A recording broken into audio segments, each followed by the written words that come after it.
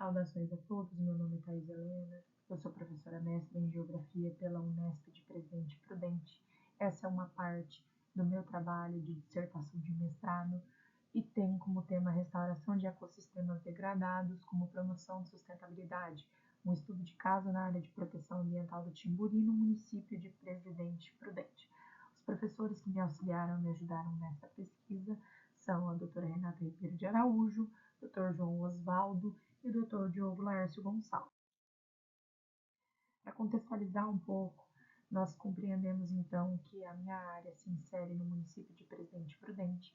Ela vem de um conceito aí de uma área de proteção ambiental dada em 2019 a partir de um cenário conflituoso advindo da construção de um aterro sanitário. Depois de muita pressão popular e também de estudo da universidade, ela se transformou em uma APA, conforme a Lei Complementar Municipal número 235 de 2019. Nela se insere o córrego Timburi, que é afluente do córrego da Onça, que por sua vez é afluente do Rio do Peixe. Ela está na unidade de gerenciamento de recursos hídricos número 21 e a base de uso e cobertura é principalmente agropecuária, tanto pecuária de corte como leiteira, assim como a produção de frutas, verduras e legumes para subsistência e venda de excedente. A hipótese, então, é que a relação sociedade-natureza, esse uso e cobertura aí do solo, causa impactos ao meio ambiente. Por isso que a ação antrópica acaba causando um desequilíbrio ecológico e uma diminuição dessa troca de fluxo gênico. Por isso, então, a necessidade da preservação e conservação desses recursos hídricos, assim como a recuperação de áreas degradadas que são prioritárias. Por isso, então, o contexto de restauração ecológica. E ela tem relevância porque nós estamos na década de restauração ecológica até 2030, com os 17 Objetivos de Desenvolvimento Sustentável da ONU, lembrando que o Dia Mundial de Meio Ambiente desse ano, a meta era acelerar a restauração da Terra. E ela então está interligada com 3 ODS, a 3, 6 e 15, de saúde e bem-estar, água limpa e saneamento e a importância da vida sobre a Terra. O objetivo geral, então, da pesquisa foi fazer uma análise desse conflito de uso e cobertura dentro de uma propriedade rural, analisando a APP, assim como propor técnicas de restauração ecológicas mais adequadas a essa área, elencando aí esses objetivos de desenvolvimento sustentável.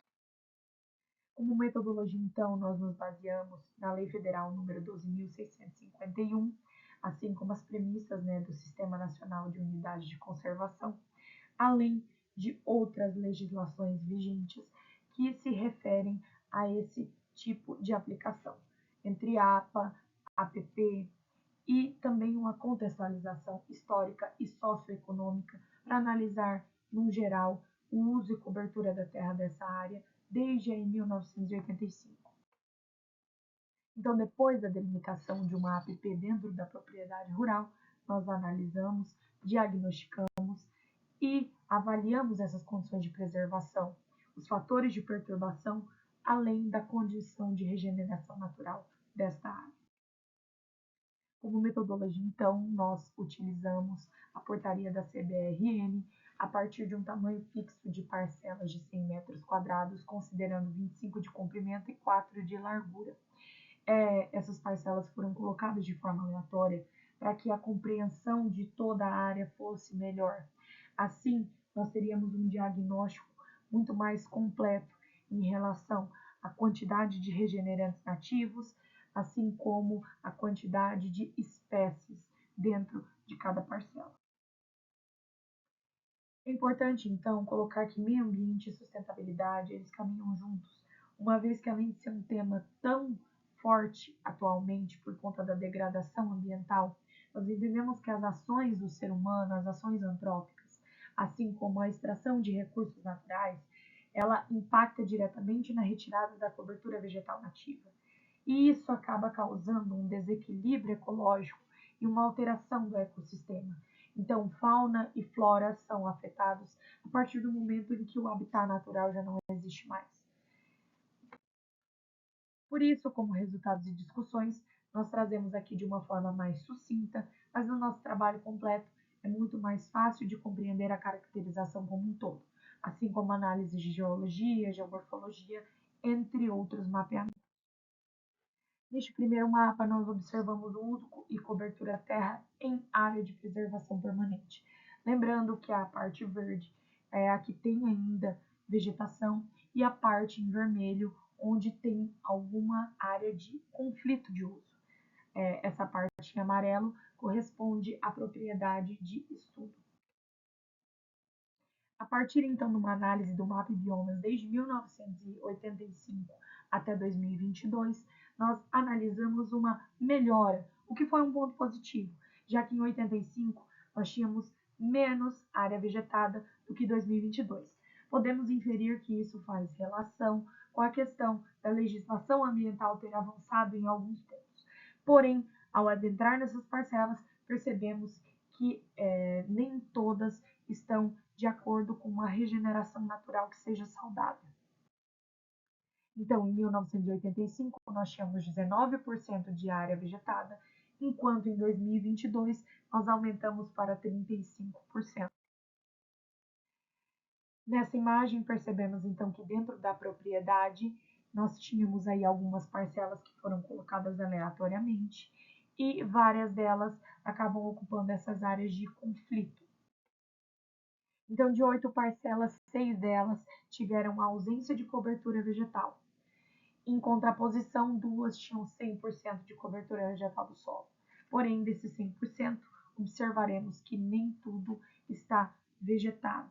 O topo aparece de uma forma, mas a vegetação mais rasteira quase não aparece. Então, nessa primeira imagem, nós vemos o fragmento por dentro.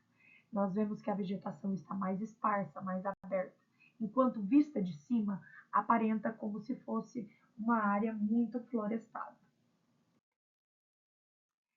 Das espécies de vegetação nativas regenerantes, em cada parcela nós observamos aí pelo menos umas 12 espécies, como no caso o genipapo, a figueira, o angico, assim como a embaúba, que é um bioindicador, indicador de áreas úmidas, correto?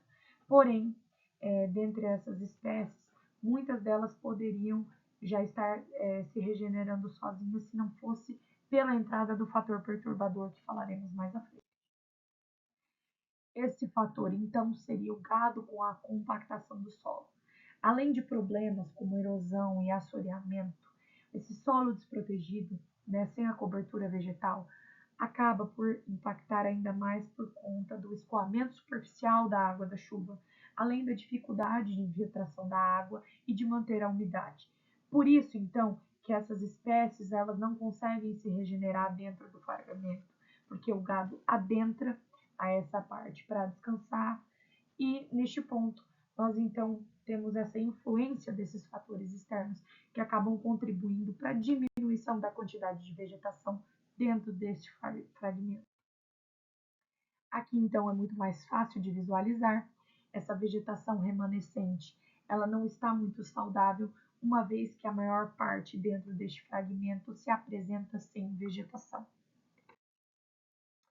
Então, como proposição de restauração ecológica, nós temos aí já algumas técnicas desenvolvidas pela universidade para conter a erosão. Como isso é realizado, então?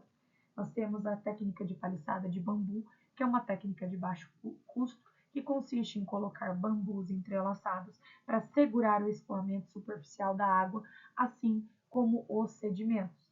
Ela vem trazendo resultados positivos, uma vez que vemos que consegue segurar esses sedimentos e que nessas áreas a vegetação ela já está começando a se adensar. Por isso, então, diminui muito a erosão. Considerando, então, a resiliência, a regeneração natural e a importância disso para a conectividade desses fragmentos e para servir como corredores ecológicos, é necessário o controle de plantas invasoras, assim como o isolamento do gado. Então, compreendendo o tamanho da propriedade, ainda era necessária a recuperação de pelo menos 2,41 hectares. Analisando então o custo-benefício de técnicas de baixo custo em relação a outras técnicas que demorariam muito mais tempo, é importante dizer que o plantio de muda direta é o mais adequado. Então, considerando a legislação sobre 30 para curso d'água e 50 metros para nascente e os espaçamentos dados pela Embrapa, estimou-se o plantio de 4.167 mudas. Consideramos, então, que além daquele cercamento e também do plantio direto de mudas, nós analisamos que o contexto geral da APA em relação à importância socioeconômica, à importância ambiental, nós podemos citar que os experimentos desenvolvidos pela universidade, eles vêm conseguindo recuperar as áreas degradadas, mas só eles não é o suficiente. Por isso, então, nós precisamos de um aumento da vegetação consolidada, assim como já vemos tendo, mas que sejam vegetações saudáveis. Por isso, então, a restauração ecológica é fundamental para o restabelecimento do ecossistema e o favorecimento da troca de fluxo gênico entre fauna e flora, garantindo a preservação e conservação dos recursos hídricos, assim como a qualidade e a quantidade da nossa água. Muito obrigada. Quaisquer dúvidas, podem entrar em contato conosco. Esperamos que isso tenha um reconhecimento, além de ser um favor à comunidade. Muito obrigada.